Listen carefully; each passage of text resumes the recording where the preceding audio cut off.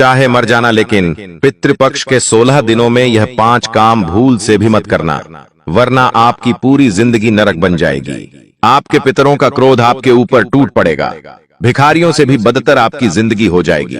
देखिए दोस्तों, पितृपक्ष शुरू हो चुके हैं और हर कोई पितृपक्ष में अपने पितरों को प्रसन्न करना चाहता है। श्राद्ध करते हैं, तरह तरह के उपाय करते हैं और दोस्तों, पितरों का आशीर्वाद पाने के लिए कई लोग कई सारे उपाय करते हैं। कुछ लोग दान करते हैं, कुछ लोग तर्पण करते हैं, कुछ लोग गौशाला में चारा खिलाते हैं, कुछ लोग ब्राह्मणों को भोज करवाते हैं, कुछ लोग पवित्र नदियों में स्नान करते हैं। लेकिन दोस्तों, आपको मैं बता दूं कि आपकी ही कुछ नादानियां, आपके ही कुछ गलत कार्य आपके पितरों को प्रसन्न करने की बजाय नाराज कर सकते हैं।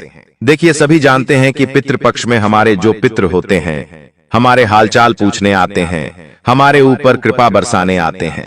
अगर हम अच्छे से पितरों का तर्पण करें, अच्छे से दान पुण्य करें, उनके समक्ष हम अच्छे से धूप ध्यान करें, तो हमारे पितृ हमें आशीर्वाद देते हैं। देखिए, मान्यता है कि जिस व्यक्ति के ऊपर, जिस कुल के ऊपर पितरों का आशीर्वाद होता है, पूर्वजों का आशीर्वाद होता है, वह कुल, वह परिवारानामी,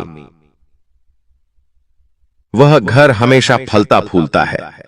उस घर में धन दौलत की कभी कोई कमी नहीं होती है, ना ही उस घर में कभी कलह होता है, झगड़े होते हैं। साथ ही उस घर की तरक्की पर तरक्की होती है, शादी ब्याह भी समय पर होते हैं, संतान होने में भी कोई बाधा नहीं आती है। साथ ही नौकरी व्यापार भी बहुत अच्छे से चलता है। लेकिन जिस व्यक्ति के ऊपर पितरों की, पूर्वजों की कृपा नहीं रहती, जिस व्यक्ति के ऊपर, जिस कुल के ऊपर, जिस परिवार के ऊपर पूर्वजों की नाराजगी होती है, वह परिवार हमेशा दर दर की ठोकर खाता है, एक एक रुपया के लिए तरसता रहता है। आए दिन उस घर में झगड़े होते हैं, आए दिन उस घर में दुर्घटनाएं होती रहती है, बीमारियां लगी रहती हैं। वह परिवार कभी भी सक्षम नहीं हो पाता, हमेशा हर चीज के लिए वह तरसता रहता है। फिर चाहे शादी हो, फिर चाहे संतान हो, फिर चाहे खुशियां हो, फिर चाहे धन दौलत हो, भौतिक सुख हो। इसलिए दोस्तों, आज मैं आपको कुछ ऐसी चीजों के बारे में बताने वाला हूं जो अगर आप इस श्राद्ध में, यानी कि पितृपक्ष के 16 दिनों में अगर आप गलती से भी कर देंगे तो आपके पितृ आपसे नाराज हो जाएंगे, उनका क्रोध आपको झेलना पड़ सकता है। दोस्तों, तो आपसे मैं हाथ जोड़कर विनती करता हूं कि चाहे धरती आसमान एक हो जाए, फिर भी यह 5 काम इस पितृपक्ष के 16 दिनों में मत करना, वरना आपके पितृ आपसे क्रोधित हो जाएंगे। दोस्तों, आपको मैं बताना चाहता हूं कि इस वीडियो में पितृपक्ष की पूरी जानकारी दूंगा कि पितृपक्ष में आपको क्या नहीं करना है और क्या करना है, साथ ही क्या उपाय करने हैं। सारी की सारी जानकारी मैं देने वाला हूं। देखिए दोस्तों, हम जिससे हमारे पूर्वज हमसे नाराज हो जाते हैं, आपको तो पता भी नहीं होगा कि किस काम को करने से पितृ खुश होंगे, किस काम को करने से पितृ नाराज होंगे। दोस्तों, आप अनजाने में वह गलतियां कर जाओगे, पता भी नहीं चलेगा, और उधर आपके पितृ आपसे नाराज होते चले जाएंगे। तो दोस्तों, गलतियां नहीं करनी है। कई बार इंसान जानकारी के अभाव में, जब उसे जानकारी नहीं होती है, तो वह गलतियां कर जाता है। लेकिन आज इस वीडियो में सारी जानकारी मैं आपको दे रहा हूं, तो कृपया करके वीडियो को आखिरी तक देखें। देखिए, जब पितरों का आशीर्वाद मिलता है ना, तो फिर किसी चीज की जीवन में कमी नहीं रहती है। जी हाँ, और 16 श्राद्ध के यह दिन साल में केवल एक बार आते हैं दोस्तों, और इंसान चाहे तो इन 16 दिनों में अपने पितरों को प्रसन्न कर सकता है और अपने जीवन में खुशहाली ही खुशहाली ला सकता है। दोस्तों, तो वापस बोलता हूं कि वीडियो में आखिरी तक बने रहना। दोस्तों, कई लोग दान पुण्य करते हैं, कई लोग अच्छे से तर्पण करते हैं, लेकिन वे नहीं जानते कि कुछ छोटी मोटी गलतियां उनके सारे किए कराए पर पानी फेर देती है। फिर इंसान चाहे दान कर ले, पुण्य कर ले, तर्पण कर ले, धूप ध्यान कर ले, कुछ नहीं होता है, बल्कि चीजें और खराब हो जाती है। दोस्तों, आपको मैं बता दूं कि आपको फल ही नहीं मिलेगा। अगर आप कुछ गलत कार्य करेंगे तो सारी जानकारी दूंगा, बस आपको वीडियो को आखिरी तक देखना ही पड़ेगा दोस्तों, तभी जाकर आपको सब कुछ अच्छे से समझ आएगा। देखिए, पितृपक्ष 17 सितंबर से शुरू हो रहे हैं। जी हाँ, पितृपक्ष 17 सितंबर से शुरू हो रहे हैं। आप सभी जानते हैं कि पितृपक्ष में आपको बहुत सी चीजों में सावधानी बरतनी पड़ती है, बहुत से नियम कायदे अपनाने पड़ते हैं। पितृपक्ष 2 अक्टूबर तक चलेगा और आपको मैं बता दूं कि इस अवधि में आपको दान पुण्य भी करने हैं। पितरों का तर्पण भी करना है और कुछ उपाय भी करने हैं और कुछ चीजों का ख्याल भी अच्छे से रखना है। देखिए दोस्तों, मान्यता है कि पितृपक्ष में अगर कोई दान करता है तो उसका फल 100 गुना ज्यादा मिलता है। अगर आप किसी गरीब को 1 रुपया देते हैं तो बदले।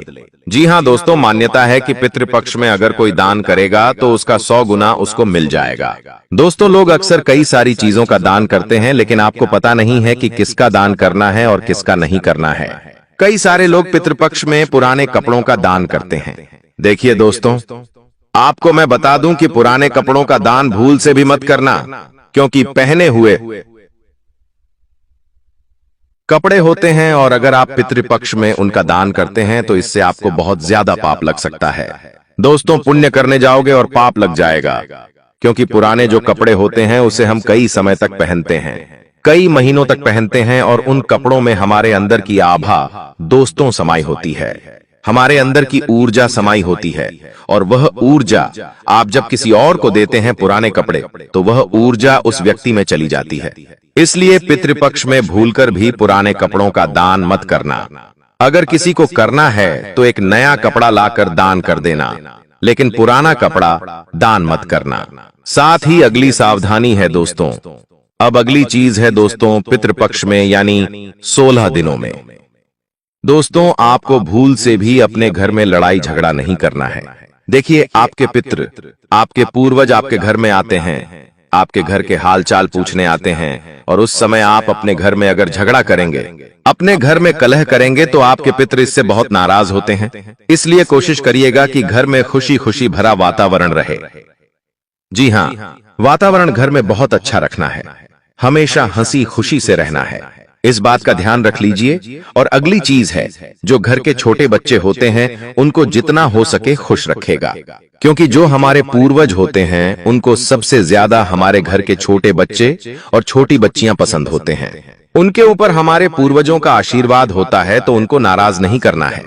अगर आपका बच्चा किसी चीज के लिए जिद करता है तो उसकी जिद पूरी कर दीजिए। अब अगली चीज जो मैं बताने जा रहा हूं वह बहुत ही महत्वपूर्ण होने वाली है। देखिए, पितृ हमारे ऊपर कृपा तभी बरसाएंगे जब हम उनके अनुसार चलेंगे, और उनका कहना यह होता है कि हम अपने घर में खुश रहे, कोई भी गलत कार्य हम ना करें, कोई भी पाप हम ना करें, इस बात का ध्यान रखिएगा। तो कोई भी आपको गलत कार्य नहीं करना है, ना ही कोई पाप करना है, और कोशिश करिएगा कि पितृपक्ष में किसी भी जानवर को क्षति ना पहुंचाएं। दोस्तों, होता क्या है कि अक्सर हमारे घर में कीड़े मकोड़े छोटे मोटे जानवर निकल जाते हैं, लेकिन आपको उनको मारना नहीं है, ना ही भगाना है। दोस्तों, अगर आपके घर में कोई सांप निकल जाए तो उसे अच्छे से पकड़कर दूर कर सकते हैं, लेकिन मारना या फिर चोट पहुंचाना नहीं है, क्योंकि पितृपक्ष में हमारे जो पूर्वज होते हैं वह किसी भी रूप में हमारे घर आ सकते हैं, हमारा तर्पण स्वीकार करने आ सकते हैं। दोस्तों, आपको मैं बता दूं, चींटियां या फिर मकोड़े या फिर छोटे मोटे जानवर जैसे सांप हो गया, बिल्ली हो गई, कुत्ता हो गया, गाय हो गई और साथ ही छिपकली भी हो गई। देखिए, पूर्वज किसी भी रूप में आ सकते हैं, हमारा तर्पण ग्रहण करने, साथ ही कौवे के रूप में भी आ सकते हैं, या किसी दोस्तों लांदिया जानवर जैसे कि कोई पक्षी हो गया उसके रूप में भी आ सकते हैं, कबूतर के रूप में भी आ सकते हैं। तो आपको इन जानवरों को भगाना नहीं है, ना ही इनको क्षति पहुंचानी है। कोशिश करिएगा अगर कोई जानवर आपके घर में आ भी जाए तो उसे कम से कम 1 रोटी अवश्य दे। जी हाँ, रोटी जरूर दे। बिल्ली आए तो उसको दूध पिला दे, कुत्ता आए तो उसको रोटी बिस्कुट खिला दे, गाय आए तो उसको भी रोटी दे। अगर कोई चींटियां निकल जाती है तो कोशिश करिए उनको शक्कर खिला दे। इससे आपके पूर्वज बहुत ज्यादा आपसे प्रसन्न होंगे, बहुत ज्यादा आपके ऊपर उनका आशीर्वाद मिलेगा। दोस्तों, तो कोशिश करिएगा कि आप यह सब अवश्य रूप से करें और भूल से भी इन जानवरों को क्षति ना पहुंचाएं। कई लोग होते हैं जो कुत्तों को मारते रहते हैं, गाय को मारते हैं, लेकिन यह सब ना ही करें तो अच्छा रहेगा, वरना जब पितृ नाराज होते हैं तो दोस्तों व्यक्ति भिखारी से भी बदतर अपनी जिंदगी कर लेता है, इस बात का ध्यान रखिएगा। साथ ही आपको मैं बता दूं, नशा, जी हाँ, यह बहुत खराब चीज है। पितृपक्ष में भूलकर भी घर में नशा नहीं करना है। देखिए, हमारे जो पितृ होते हैं वह भगवान स्वरूप हो जाते हैं, और जब हमारे घर में हमारे मार्या है। हमारे भगवान आते हैं और जब आप नशा करते हैं तो वह जो नशा होता है उससे उन पितरों को चोट पहुंचती है, उनको पीड़ा होती है दोस्तों। और आप अगर नशा करेंगे तो उनको तकलीफ होगी, और फिर जब उनको तकलीफ होगी तो उनका क्रोध आपको झेलना पड़ सकता है और आपके ऊपर फिर उनकी नाराजगी।